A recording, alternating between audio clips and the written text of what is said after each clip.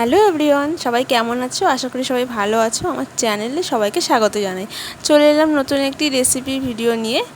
তো গরমকালে আমরা সবাই পটল তো খেয়েই থাকি, কিন্তু পটলের খোসাগুলোকে আমরা কি করি? ফেলে দিই তো। তো এইবার আর পটলের খোসাগুলোকে ফেলতে হবে না। পটলের খোসা দিয়ে আজকে নিয়ে চলে এসেছি নতুন একটি রেসিপি। খুবই সহজে হয়ে যায় আর খেতেও কিন্তু দারুণ লাগে। তো দেখো, আমি এখানে প্রথমে কড়াইতে জল বসিয়ে দিচ্ছি।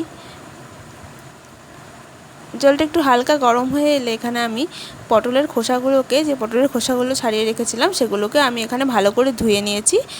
তারপরে খোসাগুলোকে জলের মধ্যে দিয়ে একটু সেদ্ধ করে নেব। ভিডিও ভালো লাগলে চ্যানেলটিকে অবশ্যই সাবস্ক্রাইব করে দিও, আর পেজ থেকে যারা দেখছো পেজটাকে ফলো করে দিও, আর শেয়ার এবং লাইক কমেন্ট করে দিও। তো তারপরে দেখো, পটলের খোসাগুলো আমার সিদ্ধ হয়ে গেছে। সিদ্ধ করে ভালো করে ঠান্ডা করে নিয়েছি। আর এখানে আমি দুটো কাঁচা লঙ্কাও দিয়ে দিয়েছিলাম। তো দেখো, ভালো করে ঠান্ডা করে নিয়ে এটাকে ভালো করে পেস্ট করে নিয়েছি। আর এখানে কড়াইতে দেখো আমি তেল গরম বসিয়ে দিয়েছি। অবশ্যই সর্ষের তেল নেবে, তাহলে কিন্তু খেতে দারুণ লাগবে। তো কড়াইতে তেল গরম বসিয়ে দিয়ে এখানে আমি দিয়ে দিচ্ছি পেঁয়াজ কুচি। পেঁয়াজগুলোকে ছোটো ছোটো করে কেটে নিয়েছিলাম। একটা ছোটো সাইজের পেঁয়াজ কুচি নিয়েছি। তোমাদের যদি পটলের খোসা বেশি হয় তাহলে পেঁয়াজের সাইজটা বড় নিতে পারো। তো তারপরে আমি পেঁয়াজগুলোকে ভালো করে একটু ভেজে নেব।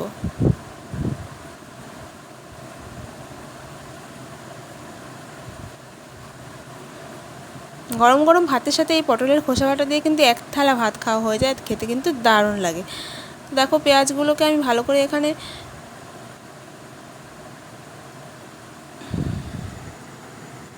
ভাজা ভাজা করে নিয়ে এবারে আমি দেখো এখানে আমি দিয়ে দেবো সেই পটলের খোসা পেস্টটা, যেটা আমি একবারে মিক্সিতে পেস্ট করে রেখেছিলাম।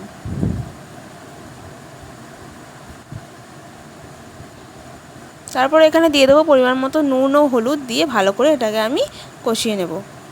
গ্যাসের ফ্লেমটা লোতে রেখে এটাকে ভালো করে আমি শুকিয়ে নেব।